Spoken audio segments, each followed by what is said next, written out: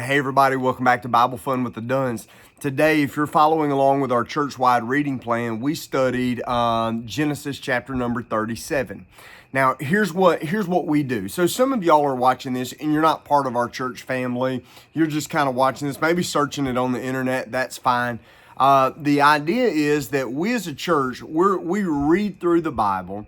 And on Sundays, so we'll take about a chapter a day. And then on Sundays, I'll preach on something we read that week. But during the week, in order to kind of help families to process through what we're talking about, we take a very brief moment, my family and I do, and usually on these videos, we kind of give our main takeaways or some things to help you process through this. Now, here's been our strategy over the last few weeks. We have been studying through these major kind of people, these pillars in the book of Genesis. Here's why. Because as we've gone through Adam and Eve and Noah and Abraham, now we're moving on to Joseph. From Joseph, we're going to move on to like Daniel, and from Daniel, we're going to move to Jesus. Because when we get through kind of November and into December, we're going to be looking at the story of Jesus coming at Christmas. Matthew chapter 1 is going to give us most of these names. Adam and Eve, obviously, that's where everything started with. Noah is a big one. Why? Because that's where everything restarted. He's kind of the new Adam. Everything comes from him. And then Abraham, he's starting the Jewish people. We're studying Joseph because Joseph's story somewhat mimics the story of Jesus, and we'll get into that in a moment. We're going to study Daniel because Daniel is going to rise to a position where he is going to lead a group called the wise men in Babylon and Persia. And then in Matthew chapter 1, we're going to talk about Jesus, and we're going to talk about the wise men coming. So all of that's going to come in. And in Matthew 1, you're going to find most of these names in the line of Jesus. That's what we're doing. Now, in Genesis chapter 37, we're starting now the story of Joseph. Now, Jesus does not come from the line of Joseph. Joseph has two children, Ephraim and Manasseh, and they are adopted into Jacob's family as heirs equal to Reuben and Levi and Naphtali and all. So they're grafted into there. But the reason we have these stories, kind of probably twofold, is because whenever you open up your Bible to the book of Exodus, which is going to kind of tell the story of God's redemption of his people out of their Egyptian bondage, which helps us understand our redemption out of sin, the way you have to understand that is, how did these Israelites get to Egypt? Well, now you got Joseph. And you got Joseph in this story, and what's interesting about Joseph in this story is he begins this story as he's 17 years old in this story, and he is the beloved son of his father who loves him above all others and gives him a coat of many colors. Now, a lot's been written about this coat of many colors. I think that probably the best explanation of what you have is that in every family, a father would choose the child who would succeed him as leader of the family, as patriarch of the family. So in the story of Joseph, Reuben is the oldest. Now, Reuben is the prime candidate. He's the oldest, he's the biggest, he's the strongest. Reuben's the guy that you would assume, well, he takes over the family. The problem is that Reuben was not a child of Rachel. And remember, Rachel was the wife that Jacob loved most. Jacob wanted to marry Rachel, but Jacob was deceived and he married Leah first, and that's a whole ordeal. But the idea is Joseph is the firstborn of the preferred bride of Rachel. The other side of that is that Reuben was a pretty sneaky fella.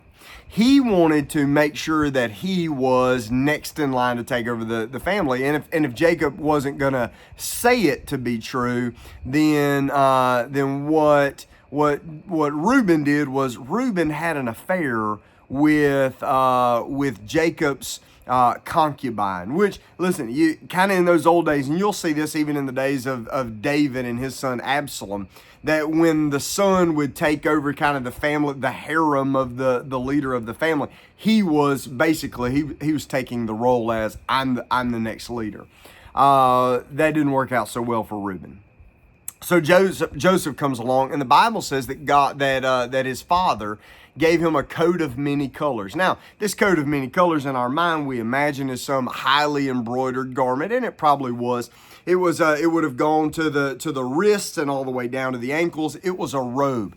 This is not the clothing that a shepherd would wear, even though all of the sons in the family were basically shepherds. This is the cloak that would identify that this is the one taking over the family. By the way, his brothers hated him for it. They hated him for his father's love, and they hated him for his father's choosing of him to become the leader of the family. Another part of this is that Joseph begins having dreams. He's having dreams of the sun and the moon and the stars bowing down to him, and the sheaves or the bundles of wheat that they're all gathering bowing down to his bundle of wheat. So Joseph in this part of the story is becoming what we would call a prophet. Now, he doesn't know that these dreams are prophetic, although the brothers seem to kind of know that there's something there, and they don't like it, right? They don't like that the younger brother is going to be the leader of the older brother. They don't like that. Jacob himself is also a little put off by this. He's probably a little worried about the pride and the ego of his teenage son, which, I mean, listen, if you've ever had a teenage boy, you probably go, well, pride is something the Lord's going to have to work out of him. Well, this is what Jacob's doing. You also see, though, that there's this interesting word that says, Jacob said, well, do you really think we're all going to bow down to you? But it also says he took these things and he pondered them in his heart. You'll hear that same kind of terminology when Mary hears from the shepherds and she hears from the wise men, and she takes these things and she ponders them in her heart. Same terminology. And so when you have all of this kind of unfolding, you also have this idea that Joseph is very different from his brothers. Where Joseph seems to be trustworthy, his brothers seem to be wicked in their teenage years. And that creates some conflict. And listen, if what's true that we've been talking about over the last few weeks, that in the New Testament, when we have a New Testament principle, we often have an Old Testament picture that helps us understand the principle. So now, like when you're thinking about in the New Testament, when Jesus comes along and he is hated by his brothers, he is the first and foremost of his brothers, though. His father, the Father, has chosen to put all things under his feet, and he is rejected by mankind. He is cast off. He is thrown into a pit, where Jesus, when he is arrested, he really is thrown into a pit at Caiaphas' house overnight, and they bring him out the next day only to take him to trial. Well, Joseph is thrown into a pit, and then Joseph is perceived as dead. Now, Jesus really did die, but Joseph was only perceived as dead, and so you've got some correlation in these stories. That's all purposeful. It's all meant to give you a picture of what you'll understand later in the reality of the life of Jesus. Now, Joseph is not Jesus, but if you read his story, you start saying, oh, there's similarities. Like Joseph's brothers selling him into bondage for, a couple of handfuls of silver. And you got Judas, by the way, selling Jesus to the leaders for a couple of handfuls of silver. You also have the two names. You got Judas dealing with Jesus, and you got Judah dealing with Joseph. You got those similarities. But what you're all doing here, what in our minds, what we're doing, we're building to Christmas. Why was Jesus hated? Why did Jesus get rejected by his brothers? Why did Jesus die for us? How did Jesus come into the world? How does the Father perceive the love of the Son in the world? How do you understand all that? Well, go back to this and you kind of get a glimpse. Now, you're not going to get a perfect glimpse because it's a story from the Old Testament, a true story, but dealing with other people. But you get a glimpse. And you start laying foundation for the coming of the Messiah. By the way, you have these prophecies that Joseph has. He doesn't really understand their prophecies yet.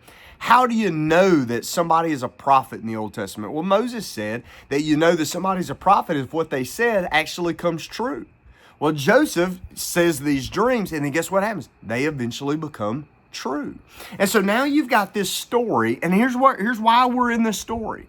Because our New Testament point that we're going to, we want to learn about Jesus. We're headed to Christmas. Well, in order to understand his story, we have an Old Testament picture that we're now looking at. And so now we've gone from from Adam and Eve, who, by the way, had sons who had sibling rivalry.